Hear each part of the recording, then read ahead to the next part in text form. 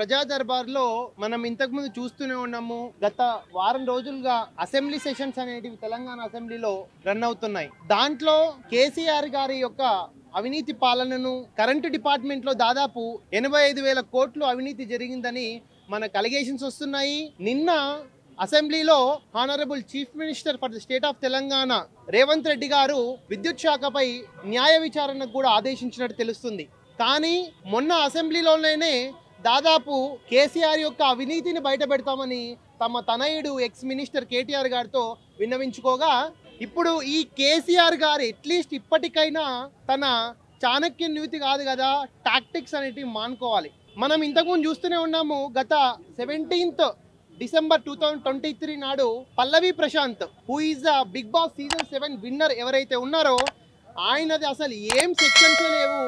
మా ఈ ఇంత ప్రాక్టీస్లో దాదాపు ఆ 30 డజన్ సెక్షన్స్ 9 సెక్షన్స్ పెట్టి ఆయనను మానసికంగా కానీ వాళ్ళ ఫాదర్ పేరెంట్స్ని కూడా మానసికంగా వేధించిన సంఘటనలు మనం చూస్తూనే ఉన్నాం. కానీ ఇప్పుడు మీడియా స్థాయిని డైవర్ట్ చేయడానికి జూబ్లీ హిల్స్ ఎస్హెచ్ఓకి ఆల్రెడీ ప్లస్ ఇంటెలిజెన్స్ చీఫ్గా ఎవరైతే పనిచేశారో ప్రభాకర్ రావు గారితో, ఇవన్నీ కూడా Jubilee Hills SHO and ACP వాళ్ళ సహకారంతోనే పల్లవి ప్రశాంత్ని వితౌట్ 41A CRPC నోటీసు ఇవ్వకుండా మనం చూస్తూనే ఉన్నాము.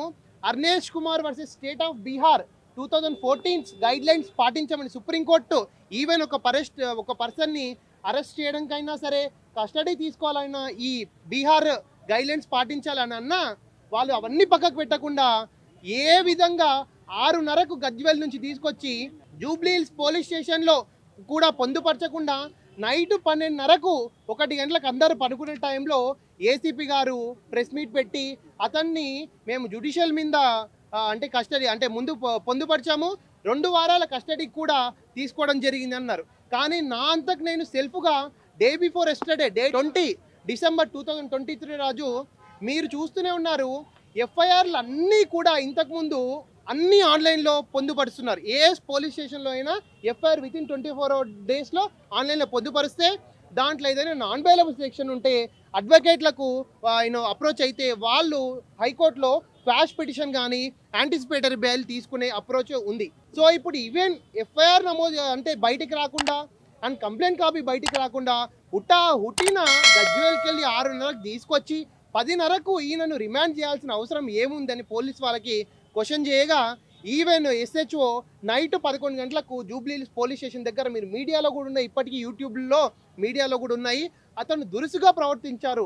నేనేంది మీరేంది, మాకు ఇంకా మేము తోపు అడ్వకేట్లని తెలుసు, వాళ్ళు తెలుసు, వీళ్ళు తెలుసు, మేము ఎఫ్ఐఆర్ కాపీ ఇయ్యము, అది నా యొక్క పవరు, నువ్వేం చేసుకుంటావు చేసుకొని అడ్వకేట్ల మీద కూడా దురుసుగా ప్రవర్తించిన సందర్భాలు కూడా మీకు మీడియా కథనాల్లో కనిపిస్తున్నాయి.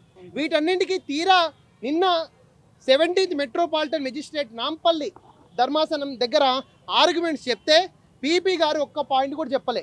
మేము దాదాపు 60 మంది మూకుమ్మడిగా అడ్వకేట్లు అందరం గ్యాదర్ అయ్యి, పాపం మనోడు పేద బిడ్డ, కులం పక్కకు పెట్టండి, మిగతాని పక్కకు పెట్టండి, పేద బిడ్డను కాపాడే ఉద్దేశంతో హైకోర్టు అడ్వకేటులు, నాంపల్లి బార్ అసోసియేషన్, మిగతా అడ్వకేట్లు, ముదిరాజు కుల అడ్వకేట్లు కూడా గ్యాదర్ అయ్యి నేను అడ్వకేట్ల బృందానికి అన్నిటికీ కూడా ధన్యవాదాలు తెలుపుతున్నాము. ఎందుకంటే 2-3 గంటల వ్యవధిలోనే నాంపల్లి స్టేషన్కి, నాంపల్లి బార్ అసోసియేషన్కి వచ్చి జడ్జి గారి ముందర వాదనలు వినిపించారు. ఈ రోజుకు తీర్పు రిజర్వ్ చేయబడింది. 100% we are going to expect a positive result because ఆ సెక్షన్స్లో అన్నీ కూడా 7 years బిలో సెక్షన్స్ అన్నీ దాదాపు 7-8 సెక్షన్స్ ఉన్నాయి. సో దాంట్లో 100% మనకి బెయిల్ వస్తుంది నమ్మకం ఉంది. కానీ ఇట్లా ఈ డ్రామా ఎస్హెచ్ఓ ఎందుకు ఆడాల్సి వస్తుందని ఎంక్వైరీ చేస్తే ఇంతకుముందు కేసీఆర్ గారి ఫ్యామిలీకి ఇతనికి అవినాభావ సంబంధం ఉందని తేలింది. కొన్ని లక్షలు ఆరు కోట్లు టర్నోవర్ అయితే దీనికి ఈ యాక్షన్కి అంటే మీడియా దృష్టి మళ్లించడానికి ఈ మహానుభావుడు చేసిన పనిని మేమిప్పుడు గౌరవనీయులైన ముఖ్యమంత్రి గారికి plus DGP of police, director general of anti corruption bureau, commissioner state vigilance commission, commissioner of police హైదరాబాద్కి విజ్ఞప్తి చేస్తున్నాము. ఇతరిని ఎస్హెచ్ఓ జూబ్లీ హిల్స్ని ఇమ్మీడియట్గా బర్తరఫ్ చేసి సస్పెండ్ చేసి ఈయన మీద ACB or centre state vigilance commission or CID enquiry పెట్టి నిజాలను తేలి ఎంక్వైరీ పరంగా అతని మీద సర్వీస్ చట్టంగా ఆధారంగా ఆయన మీద యాక్షన్ తీసుకోవాల్సిందిగా కోరుకుంటున్నాం. ఎందుకంటే ఇప్పుడు ఇట్లా చేయకుంటే రేపు ఫ్యూచర్లో చాలామంది పోలీస్ స్టేషన్కి రాలేరు, అందరూ ఇన్ఫ్లుయెన్స్ యూజ్ చేయరు. ఎఫ్ఐఆర్ కాపీలు, కంప్లైంట్ కాపీలు బయటికి రాకుండా నీ ఇష్టం వచ్చినట్టు అంటే సెక్షన్స్ పెట్టుకొని నీ ఇష్టం వచ్చినప్పుడు అరెస్ట్ చేస్తా అంటే కుదరదు. మా అడ్వకేట్స్ కమ్యూనిటీ కానీ సోషల్ వర్కర్స్ కానీ అసలు ఊరుకోరు. దీని మీద మేము ఎంతకైనా ప్రయత్నం చేస్తాం. Thank you so much.